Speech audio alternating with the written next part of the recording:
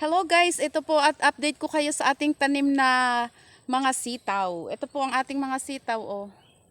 Ayan po, oh, maganda na. Kumakabag na po, oh. Ayan. Yan po ang ating mga sitaw.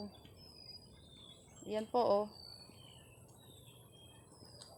Maganda na po siya at sa susunod po siguro ano naman, bulaklak na yan. Bulaklakan na.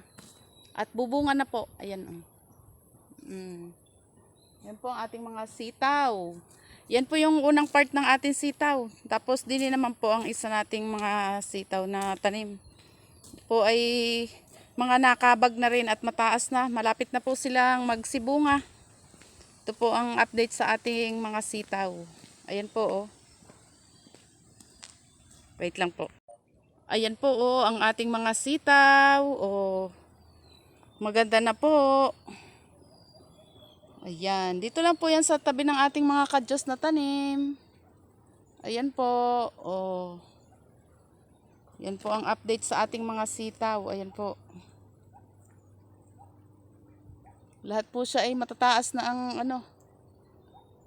kabag. Halos lahat po. Ayan, pare-pareho.